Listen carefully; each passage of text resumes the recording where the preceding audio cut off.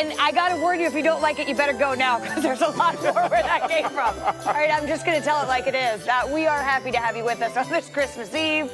It's so festive. I'm Wendy Nix, Dan Graziano. I won't say it.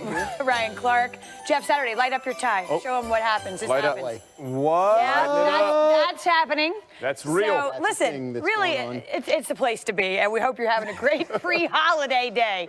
And in case you haven't heard, Beast Mode is back. Running back Marshawn Lynch and the Seahawks have agreed to a deal that happened on Monday. His contract for this season only, Week 17 against the San Francisco 49ers, and then for the postseason, that's according to our Adam Schefter.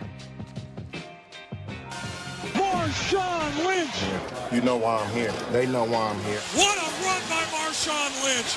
I'm here so I won't get fined.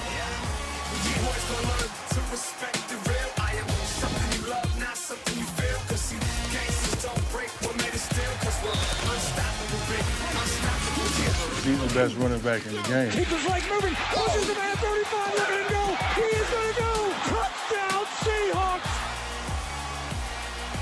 He's on the move, beast mode. How in the world did he do that? He just wears defenses down. Holy smoke. Beast mode, you are spectacular. Are you kidding me?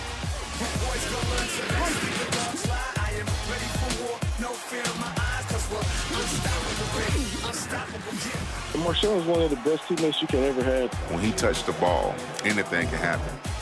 You want to know where the Beast Mode's power came from? Grab a handful of Skittles. Cue the Skittles. You're seeing a demonstration of a guy being himself. He's probably one of the best, most misunderstood people that'll ever play this league.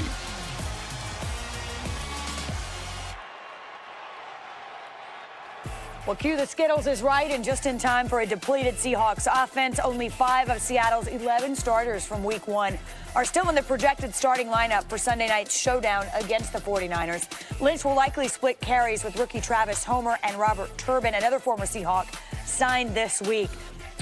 Listen, interesting. We'll get to what this means for that Seahawks team, but how do we get here?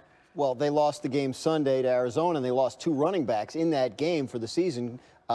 Chris Carson and C.J. Prosise, a couple weeks after losing Rashad Penny for the season. So they were out of guys, and they brought in some guys yesterday to try out for running back. Robert Turbin was one that you mentioned. They signed him. C.J. Anderson was another, but then Marshawn Lynch, their old friend, not just old friend, but their old heart and soul, right, from their Super Bowl days. So they worked him out. He passed the physical, and let's see if he can give him a spark. You know, he did play 6 games last season, Ryan. Who knows? You know, I mean, in the interim, there's been a fair amount of time to elapse. But can he help this offense? He absolutely can help this offense. This is a guy who was born to run the football, and he was born to run the football in a physical manner, and that's what the Seattle Seahawks need. He gave them an identity. This team was as much about Marshawn Lynch in that running game as it was the Legion of Boom during their Super Bowl contender years and the year that they won the Super Bowl. And so anytime you can add another player like that back to the fold, it brings energy to your team. It brings an identity to your team. And also, look at what C.J. Anderson, who was mentioned by Dan,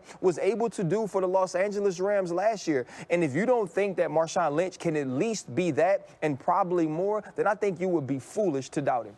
Yeah, I couldn't agree more. The mentality of what Marshawn Lynch represents to a football team, to an offensive lineman, when you know you hand him the ball, he makes you look better than you really are, right? Because he's helping push the pile, right? If he sees a gap, he's going to hit that thing 100 miles an hour. All the things that go, he wants to be in between the tackles. He has the attitude of he wants the noise, right? He's going to bring it to the action. He is all about it. So already you're bringing energy. Think about the crowd. This is going to be like a rock concert off the hinges. The first 3rd and 1 that he hits it, the place is going to come unhinged. But even more important than all of those factors, you saw the way the Cardinals dismantled the Seahawks last weekend. The thing about Marshawn Lynch that I think goes underappreciated is his pass blocking. This cat, if a linebacker's trying to run through, he's going to see him, he's going to meet him in the trees, which means he's going to meet him where the offensive line plays, and he's going to get there in a violent manner. If the line has to slide, he's got to go pick a defensive end. He'll cut that dude down or he'll go hit him in the face.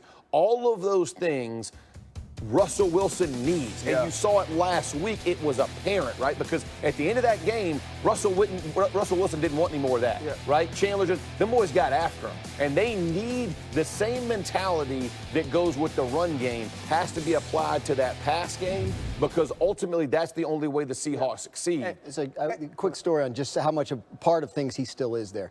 Last year, after first 2 games, they weren't running the ball well. They took all their running backs, Chris Carson, Rashad Penny, Mike Davis was there at the time. They put them in a room, the coaches, Pete Carroll, Brian Schottenheimer. They said, we're going to watch film of how we want to run the ball here in Seattle. Yes. They showed a Marshawn Lynch film of Marshawn Lynch running with the Seahawks. Yes. And they took off as a run game after that. Those guys got the message. This is how we have to operate. Now they go back to him. Yeah, now they want to run like Marshawn Lynch, just have Marshawn Lynch run the ball. There you go. There you go. That's how it works. Let's take a look back at how his career has impacted the Seahawks in the past. Actually wanted. Most people, you throw the ball to them, they're like, nah, I don't want that. Marshawn Lynch is like, okay, it's 10 of y'all. Give me the rock. I'm going to get there. When you have, and I think, too, another thing is, a lot of times you take on the personality of your best player. The Seattle Seahawks' best player is Russell Wilson, and you heard Jeff talk a little bit, and obviously we can't speak to him not wanting it, but from a physical standpoint, what Chandler Jones and that Arizona Cardinals defense did to Russell Wilson, it made him blink a little bit. Marshawn Lynch isn't going to blink. And whether it's only 5 carries, 6 carries, 7, the way that he approaches that will add something to this team from a mentality standpoint that you can't put a price on. When you watch those highlights, it really is easy to see how his personality and his style could infuse an offense. You know, you sort of, it's exhibit A in what he may bring. So Marshawn Lynch back in Seattle. From one player's return to another, help is on the way for Houston. J.J. Watt returning to practice today. The Texans now have a 21-day window to add him back to the active roster. He tore his pectoral muscle in Week 8, making a tackle on Josh Jacobs. He had surgery 2 days later. Here's Watt just a short time ago. Every day I've had a tough day in my rehab. That's what I've thought about, is running back out of that tunnel, playing in front of those fans with my teammates, and being able to do for them what I've wanted to do since the day I got here, and that's win. And so that's what I'm trying to do. And so that's why after 2 months, I'm coming back, because that's what I want to accomplish, is I want to win for these people. And so, is there an element of risk? Yes. But is the upside 100 times better? Yes. Because there's nothing I want to do more than to win with these guys in the locker room for these fans here in Houston, because I love them and I love the game.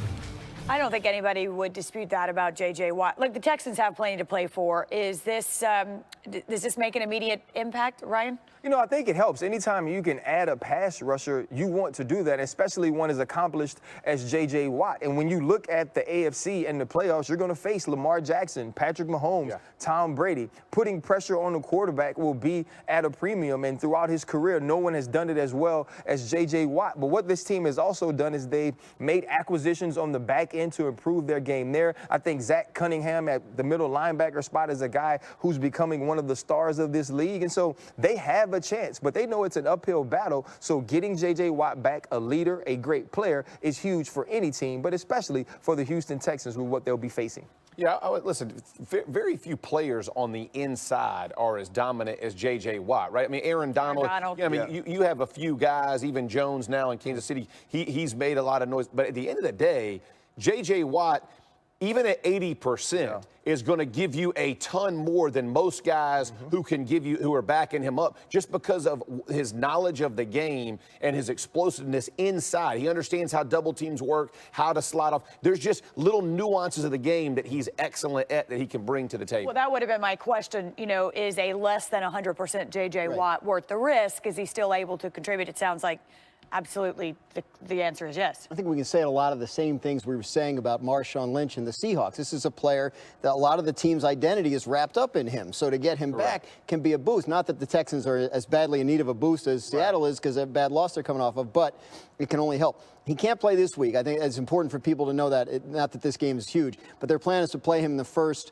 week of the playoffs. This week, he still has to miss 8 of his team's games because he was on injured reserve, and it's only 7 so far. So I think they'll use him as I don't want to say situational pass rusher, but probably not give him his full usual workload. Yeah. And in terms of the risk, he could tear the pectoral muscle again, but the thought is if that happens, it would be a 3 or 4 month recovery, and he'd still be in shape to play next year. So he's willing to take that risk, and he explained why. Listen, his age and how many games he has missed in the past few years, he gets it. Father Time, right? Like, as you look at this thing, and if he feels like, hey, this team has a true opportunity, he don't want to miss it, right? He doesn't want to miss it for next year because you don't know what next year looks like. You may have no shot at the playoffs. So you want to make sure that if you have the shot, man, take it now. Well, guess what? In what can only be considered troubling news from the AFC North Pole, Rudolph is out of commission and done for the holiday season. Mason Rudolph has landed on IR after a shoulder injury on Sunday, and rumor has it on this Christmas Eve that Rudolph will be replaced by a duck. Wow. Get it? We get it. Do you get it? Come on. All right. And more bad news for the Steelers, and I'm sorry for this. New on NFL Live, our reporter tweeting this out. Mike Tomlin announces Marquise Pouncey is out with a knee injury, says James Conner's injury puts his availability very much in question against the Ravens. And we'll talk a little more about the Steelers